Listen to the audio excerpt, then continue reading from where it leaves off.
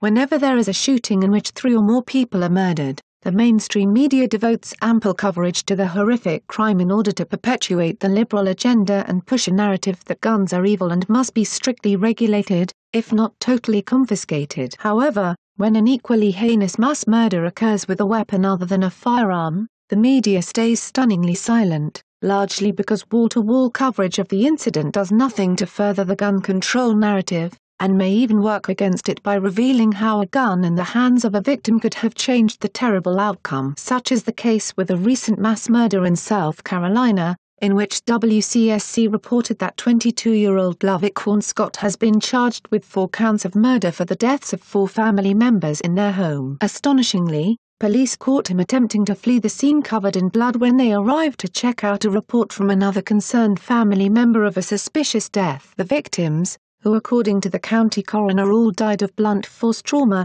were identified as 72-year-old Joseph Manigault, 69-year-old Rose Manigault, 42-year-old Kenya Manigault and 15-year-old Faith Manigault. The weapon believed to be used to slaughter them was not an assault rifle or shotgun or even a handgun, but a pair of dumbbells, which the suspect allegedly used to beat the 4 members of his family to death. Nor is this the first time that the quadruple murder suspect has been in trouble with the law, as WMBF reported that Scott, who had been enrolled at Coastal Carolina University, was arrested by campus police in 2017 and charged with trespassing, possession of marijuana, unlawful possession of a handgun and carrying a weapon on school property. But Scott's rap sheet didn't begin there either. WPDE reported in November 2016 that Scott had been arrested on a golf course and charged with a litany of crimes after an altercation with police. In that incident, the burgeoning career criminal was charged with possession of Schedule IV drugs, Xanax pills,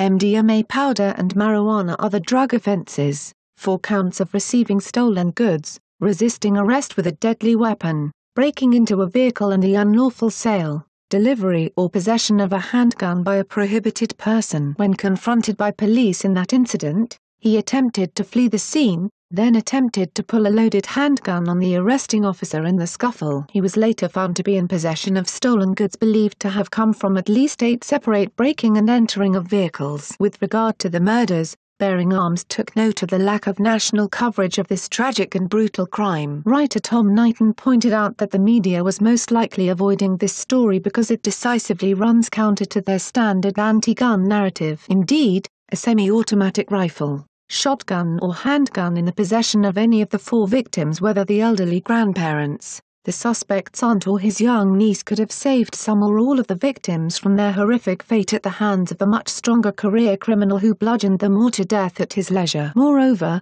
it proves that mass murder occurs whether or not the murderer possesses or has access to a firearm. Had the perpetrator of this atrocity used a gun in the murders, the media likely would have been all over it, though they probably would just as quickly have dropped it once the suspect's lengthy rap sheet entered the conversation. However, since he didn't use a gun and doesn't fit the profile of an angry National Rifle Association member, they have avoided it at all costs. What do you think of the national media's absolute silence on this terrible mass murder? Scroll down to comment below. Like and share this video on Facebook and Twitter if you agree. Don't forget to support this channel by clicking on the donation link down below and subscribing so you never miss any of our trending reports. What do you think about this report? Scroll down to comment below. Now, if you are seeking the latest trends in fashion and electronics and gifts and more at the best prices, please feel free to visit www.atthesmall.com. Once again, that is www.atthesmall.com.